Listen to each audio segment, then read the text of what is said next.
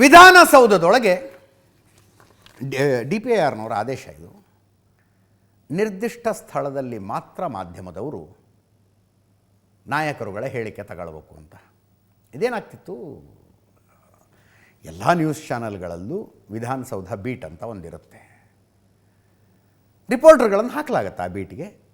ಅವರು ಕ್ಯಾಮ್ರಾಮ್ಯಾನ್ ಕರ್ಕೊಂಡು ಲೋಗೋ ಹಿಡ್ಕೊಂಡು ಹೋಗ್ತಾರೆ, ವಿಧಾನಸೌಧ ತುಂಬ ಸುತ್ತಾಡ್ತಾರೆ, ಎಲ್ಲಿ ಯಾರಿದ್ದಾರೆ, ಏನಾಗ್ತಿದೆ, ಪ್ರೆಸ್ ಮೀಟ್ ಎಲ್ಲೆಲ್ಲ ಆಗ್ತಿದೆ ಕವರ್ ಮಾಡ್ತಾರೆ. ಅಚಾನಕ್ಕಾಗಿ ಯಾರೋ ಲೀಡರ್ ಎದುರಿಗೆ ಬಂದುಬಿಟ್ರಪ್ಪ, ಮೈಕ್ ಹಿಡಿದು ಕೇಳ್ತಾರೆ. ಅಂದರೆ ಪ್ರಶ್ನೆಗಳು ಯಾವುದಕ್ಕಾದ್ರೂ ಸಂಬಂಧಿಸಿದ್ದಾಗಿರ್ಬೋದು, ಅವ್ರ ಇಲಾಖೆಗೆ ಸಂಬಂಧಿಸಿದ್ದಾಗಿರ್ಬೋದು, ವಿಪಕ್ಷಗಳ ಆರೋಪದ ಬಗ್ಗೆ ಆಗಿರ್ಬೋದು, ನಿಮ್ಮ ಪಕ್ಷದೊಳಗಿರುವ ಭಿನ್ನಮತ ಏನಾದ್ರು ಕೇಳ್ಬೋದು.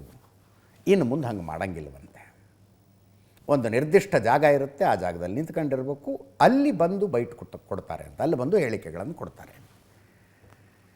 ಅಂದರೆ ಅವರು ಬಂದು ಮಾತಾಡಬೇಕು ಅನ್ಸಿರು ಮಾತಾಡ್ತಾರೆ, ನೀವಾಗಲೇ ಹೋಗಬೇಡಿ ಅಂತ DPIRನ ಆದೇಶ ಆಯಿತು. ಇದೆಲ್ಲಿ ಕನೆಕ್ಟ್ ಆಗ್ತಿದೆ ಅಂದರೆ, ಇತ್ತೀಚೆಗೆ ಭೈರತಿ ಸುರೇಶ್ ಅವರ ವಿಧಾನಸೌಧದ ಕಚೇರಿಯೊಳಗೆ ಒಂದಷ್ಟು ಬಂಗಾರ, ಒಂದಷ್ಟು ದುಡ್ಡು ಕಳ್ಳತನ ಆಯಿತು.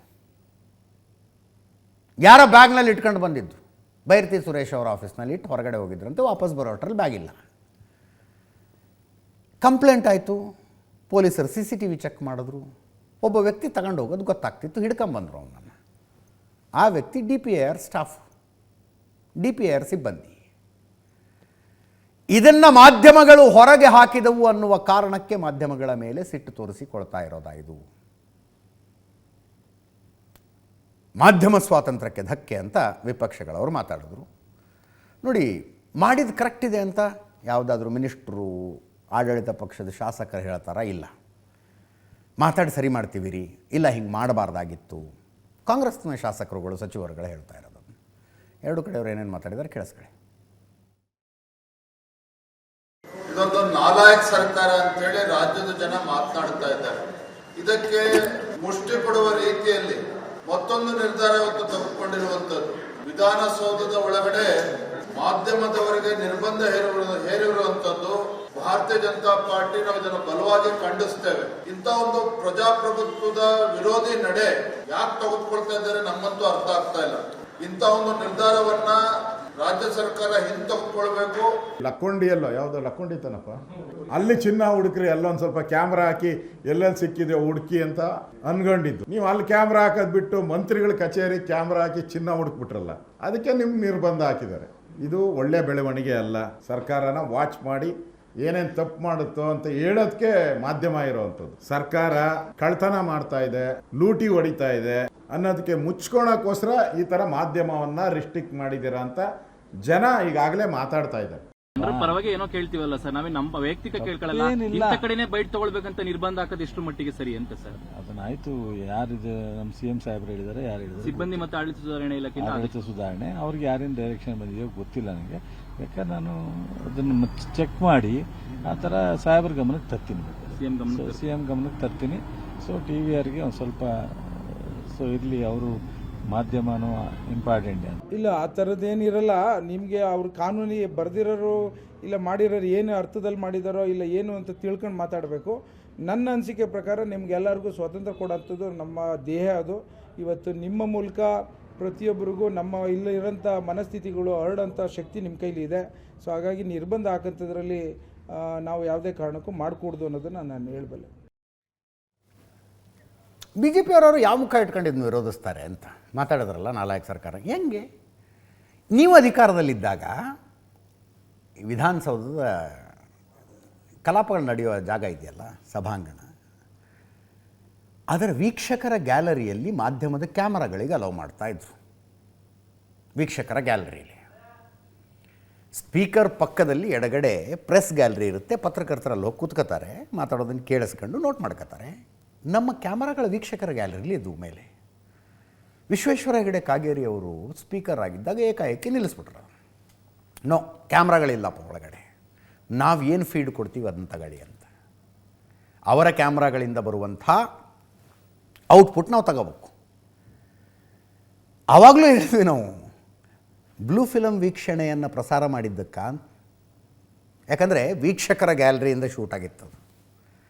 ವೀಕ್ಷಕರ ಗ್ಯಾಲರಿಲಿ ನಿಂತ್ಕೊಂಡ್ರೆ ಯಾರು ಏನು ಮಾಡ್ತಾರೆ ಅನ್ನೋದು ಕ್ಲಿಯರಾಗಿ ಕಾಣಿಸುತ್ತೆ. ಅವರದ್ದೇ ಕ್ಯಾಮ್ರಾಗಳಾದ್ರೆ ಅವನ್ನ ಯಾಕೆ ಶೂಟ್ ಮಾಡ್ತಾರೆ ಅವರು? ಸರ್ಕಾರ ಹೇಳಿದ್ದು ಅಥವಾ ಸ್ಪೀಕರ್ ಕಚೇರಿ ಹೇಳಿದ್ದನ್ನು ಶೂಟ್ ಮಾಡ್ತಾರಷ್ಟೇ. ಈಗಲೂ ಕೂಡ ನೋಡಿ, ಗಲಾಟೆ ಶುರುವಾದ ತಕ್ಷಣ ಕ್ಯಾಮ್ರಾಗಳು ಸ್ಪೀಕರ್ ತೋರಿಸ್ಕೊಂಡು ಕುತ್ಕೊಂಡ್ಬಿಡ್ತವೆ. ಗಲಾಟೆ ಯಾರು ಮಾಡ್ತಿದ್ದಾರೆ, ಏನು ಮಾಡ್ತಿದ್ದಾರೆ ಬರೋದೇ ಇಲ್ಲ ಹೊರಗೆ. ಮುಂಚೆ ಎಲ್ಲ ಗೊತ್ತಾಗ್ತಿತ್ತು. ವಿಶ್ವೇಶ್ವರ ಹೆಗಡೆ ಕಾಗೇರಿ ಅವರು ಸ್ಪೀಕರ್ ಆಗಿದ್ದಾಗ ನಿಲ್ಲಿಸ್ಬಿಟ್ರು ಅದನ್ನು. ಈಗ ಒಂದೇ ಕಡೆ ನಿಂತ್ಕೊಂಡು ಹೇಳಿಕೆಗಳನ್ನು ತಗೊಳ್ಳಿ ಅಂದಿದ್ದನ್ನು ಬಿ ಜೆ ಪಿಯವರು ವಿರೋಧ ಮಾಡ್ತಾರೆ. ಇದು ಹೆಂಗೋ. ಮುಂದಿನ ಸುದ್ದಿಗೆ ಹೋಗೋಣ. ಕಾಂಗ್ರೆಸ್ ಶಾಸಕರ ವಿದೇಶ ಪ್ರವಾಸ. ನಿನ್ನೆ ಒಂದು ಟೀಮ್ ಹೋಯಿತು, ಇವತ್ತು ಇನ್ನೊಂದು ಟೀಮ್ ಏರ್ಪೋರ್ಟ್ನಲ್ಲಿದೆ. ಎಕ್ಸಾಕ್ಟಾಗಿ ಎಷ್ಟು ಶಾಸಕರು ಗೊತ್ತಾಗತ್ತೆ, ನಂಬರು ನಾಳೆ ಬೆಳಗ್ಗೆ ಅಷ್ಟೊತ್ತಿಗೆ ಯಾರು ಮತ್ತು ಎಷ್ಟು ಶಾಸಕರು ಅನ್ನೋದು ಗೊತ್ತಾಗತ್ತೆ. ಮೊದಲಿದ್ದದ್ದು ಲಿಸ್ಟೇ ಒಂದು, ಈಗಾಗಿರೋ ಲಿಸ್ಟೇ ಒಂದು. ಸಾಯಂಕಾಲ ಪಾರ್ಟಿ ರೌಂಡ್ಸ್ನಲ್ಲಿ ನಾನು ಹೇಳ್ತಾ ಇದ್ದೆ, ಈ ಕಾಲೇಜ್ ಡೇಸ್ನಲ್ಲಿ ಗೋವಾ ಟ್ರಿಪ್ ಪ್ಲ್ಯಾನ್ ಮಾಡ್ತಾಯಿದ್ವಿ ನಾವು. ಪ್ಲ್ಯಾನ್ ಶುರುವಾದಾಗ 20 ಜನ ಇರ್ತಿದ್ರು ಅದರಲ್ಲಿ. ಪ್ಲ್ಯಾನ್ ಶುರುವಾದಾಗ 20 ಜನ ಎಲ್ಲರೂ ತಮ್ಮ ಅಲ್ಲಿ ಹೋಗೋಣ, ಇಲ್ಲಿ ಹೋಗೋಣ, ಅಲ್ಲಿರೋಣ, ಇಲ್ಲಿರೋಣ ಹೇಳೋದೇ ಹೇಳೋದು. ಲಾಸ್ಟಿಗೆ ಇನ್ನೇನು ಹೊರಡಬೇಕು, ಟಾಟಾ ಸುಮೋ ಬಂದು ನಿಂತ್ಕೊಂಡ್ರೆ 4 ಜನ ಇರ್ತಿದ್ದಲ್ಲಿ.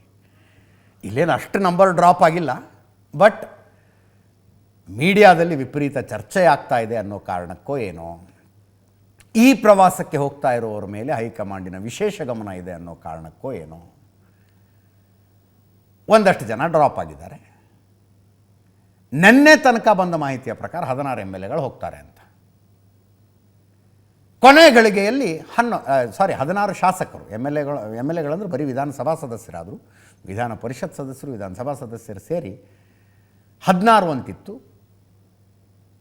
ಈಗ 6 MLAಗಳು, 5 ಜನ MLCಗಳು ವಿದೇಶ ಪ್ರವಾಸಕ್ಕೆ ಅಂತ. ಅದರಲ್ಲೂ ಒಬ್ಬ MLC ಬಗ್ಗೆ ಡೌಟ್ ಇದೆ. ಯಾರು? ನಮ್ಮ ನಾಗರಾಜ್ ಯಾದವ್. ನೆನ್ನೆ ಮಾಧ್ಯಮದವರೆಲ್ಲ ಅಲ್ಲಿ ನಿಂತ್ಕೊಂಡಿದ್ದಾಗ ಬಂದು ನಾಗರಾಜ್ ಯಾದವ್ ಅವರು ಕಾರ್ ಇಳಿದ್ರು. ಅವರೇ ನೀವು ಹೋಗ್ತಿದ್ದೀರಾ ಅಂದರೆ, ನಾನು ಬೆಳಗಾವಿ ಹೋಗ್ತಾ ಇದ್ದೀನಿ ಅಂದರು ಅವ್ರು. ನಾನು ಅದನ್ನೇ ಹೇಳಿದೆ, ಪಾಪ ಬೆಳಗಾವಿಗೆ ಹೋಗ್ತಿದ್ದಾರಂತೆ, ಎಲ್ಲರೂ ಆಸ್ಟ್ರೇಲಿಯಾ ಅನ್ಕೊಂಬಿಟ್ರು ಅಂತ. ಈಗ ಬರ್ತಾ ಇರೋ ಮಾಹಿತಿ ಅವ್ರು ಲಂಡನ್ನಿಗೆ ಹೋಗಿದ್ದಾರೆ ಅಂತ. ಇದು ಮುಗಿದ ಮೇಲೆ ಫೋನ್ ಮಾಡಿ ಕನ್ಫರ್ಮ್ ಮಾಡ್ಕೋಬೇಕು ಎಲ್ಲಿಗೆ ಹೋಗಿದ್ದಾರೆ, ಏನು ಕತೆ ಅಂತ. ಒಂದು ಟೀಮ್ ಆಯಿತು. ಎರಡನೇ ಟೀಮು ಇವತ್ತು ಬೆಂಗಳೂರು ಇಂಟರ್ನ್ಯಾಷನಲ್ ಏರ್ಪೋರ್ಟ್ನಿಂದ ಆಸ್ಟ್ರೇಲಿಯಾಗೆ ಹೊರಡುತ್ತೆ. ಸಿಡ್ನಿಗೆ ಹೋಗ್ತಾರೋ ಮೆಲ್ಬೋರ್ನ್ಗೆ ಹೋಗ್ತಾರೋ ಒಟ್ಟು ಹೋಗ್ತಾರೆ. DK ಶಿವಕುಮಾರ ಬಣದವರ ಅಸಮಾಧಾನ ಇದಕ್ಕೆ, ಈಗ ಯಾಕೆ ಹೋಗಬೇಕಾಗಿತ್ತು ಅಂತ. ನಮ್ಮ ದುಡ್ಡಿನಲ್ಲಿ ನಾವು ಹೋದರೆ ನಿಮ್ಮದೇನು ಅಂತ ಹೋಗ್ತಾ ಇರುವ ಶಾಸಕರ ಪ್ರಶ್ನೆ. ನೆನ್ನೆ ಒಬ್ಬರು ಹೇಳಿದ್ರಲ್ಲ, CMಗೆ ಕೇಳಿಲ್ಲ ನಾನು, DK ಶಿವಕುಮಾರಿಗೆ ಕೇಳಬೇಕಾ ಅಂತ. ಪುಟ್ಟರಂಗ ಶೆಟ್ಟರ್ ಹೇಳಿದ್ರು. ಅದನ್ನು ಕೇಳಿಸ್ಕೊಳ್ಳಿ ಯಾರೇನಂದ್ರು ಅಂತ.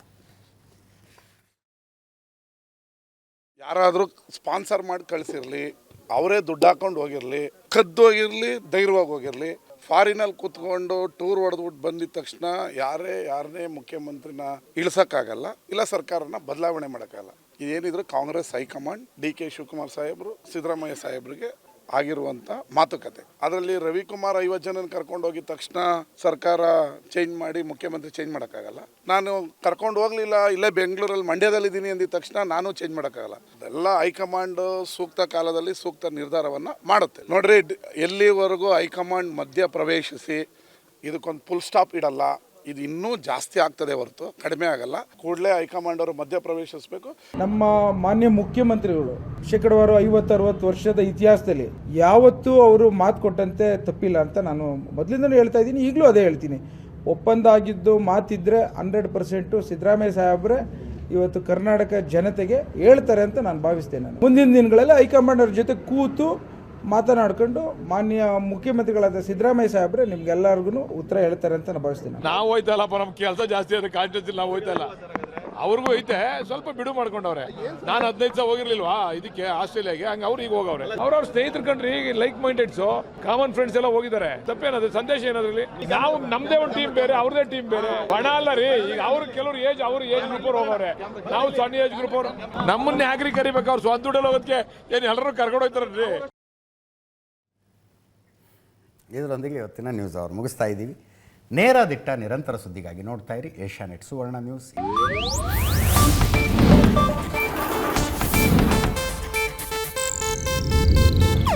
ಇದು ಏಷ್ಯಾನೆಟ್ ನ್ಯೂಸ್ ನೆಟ್ವರ್ಕ್ ಪ್ರಸ್ತುತಿ.